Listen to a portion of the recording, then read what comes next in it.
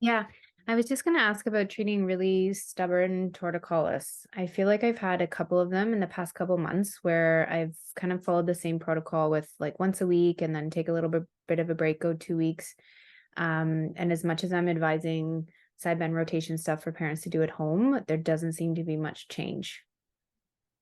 Do yeah, so you got like mini ideas for stretches and things like that, Mm-hmm. techniques. Mm-hmm. Is there any flattening? Is it even mild? So I've seen a couple that have had with no flattening, which is surprising because everything else seems pretty round, but just really, really stubborn in the neck, like really not good change during treatment. It really seems to soften, but then every time they come back, it's still there. Check if it's a habitual thing. So oftentimes the parents are holding the baby the one way and baby's turn because they can look Mm-hmm. that way instead of into their face. The Yep. parents are causing it. I never blame them, but they don't realize they're constantly holding them that way. So it's stretching the one side, activating the other. Mm-hmm. That's a source, because if you're saying you can get the changes on the table, trust that.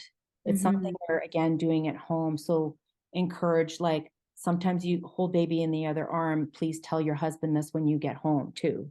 Or if they're bottle fed, very important, they have to switch. Mm-hmm. It feels awkward doing it the other way, but they do have to switch. It's better for their mechanics and babies too. Right. If it were that stubborn and things weren't, yeah, going how I'd like them to go, I would send them to a pediatric physio for some extra Mm-hmm. help. Or if they can't afford it, there's some really good pediatric physio uh reels on Instagram that display all of that. And if you guys want to jot one down, there's one called Infant Insights, and I see them in my feed and I keep track of like what I've seen, and I'll pull up my phone several times a week and show a parent something, and I'll say, what's your Instagram username, let me tag you in this. Or if I can't quickly find it, I'll say, just please like scroll. They're very well labeled. That's what I like about Mm-hmm. hers. Infant Insights. Mhm. Okay, awesome. If there's no pediatric physio places in that town, or maybe they can't afford it or just don't really want to go. Mm-hmm. Oh, Mm-hmm. yeah, add that element to it. That's what I Mm-hmm. would say. That actually reminds me, just another question. Referring out for occupational therapists versus pediatric therapists, physiotherapists for things like plagiocephaly and torticollis, any preference that you prefer over the other? Or maybe Um, dependent no, on I your wouldn't area? say. I just know what's in my area, and then I tend to refer to those, you know. Mm-hmm. You build that rapport, right? It's nice to try to go meet them at some point and just email them and say, hey, or call, you know. Mm-hmm. Make contact with practitioners that you hear of. They appreciate it. They love it. I went to tour one of the pediatric dentist, or like children's specialty dentist offices in St. Catharines recently. And I'm so glad I did, because I feel better about referring there. I was kind of reluctant. I'd heard that a lot of babies that I see go there, but you want to feel confident about where you're sending them.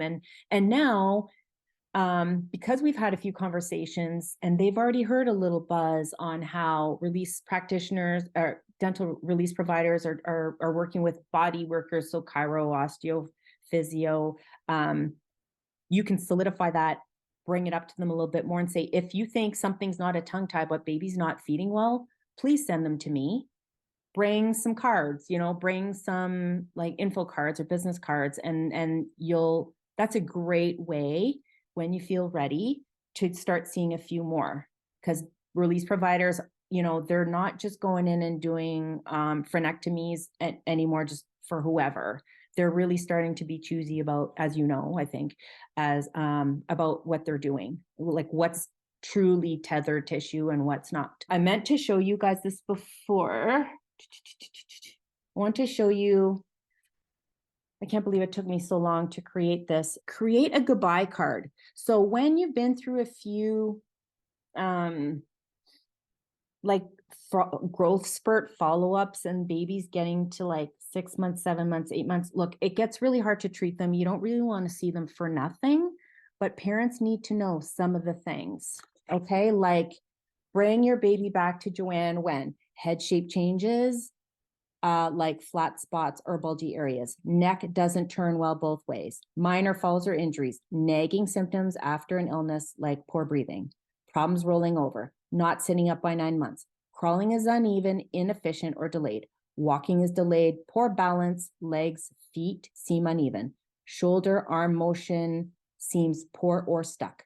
Unusual constipation. Unusual crying in otherwise healthy child. That's saying you're you think something's wrong with your child, go to the doctor first, but then you're not sure, bring them to me.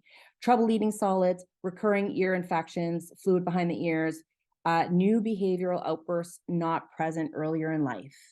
So you just give them some ideas. And I also say, anything else happening that wasn't there before and you've talked to your doctor about it and you're just not sure, call me. We can talk about it and I'll tell you if I think I can help.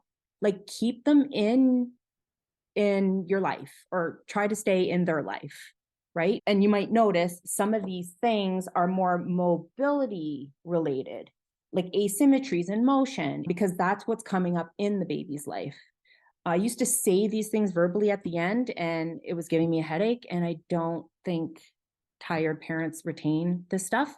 So I say, keep that on your fridge. If it's not magnetic and it's a stainless steel fridge, tape it up, just keep it somewhere and call me if you think you need me, because we do other things. Okay. So you were talking about torticollis. Another thing that's really helpful that I just created head shape tips. So some of the repositioning tips, because you will see lots of head shape problems.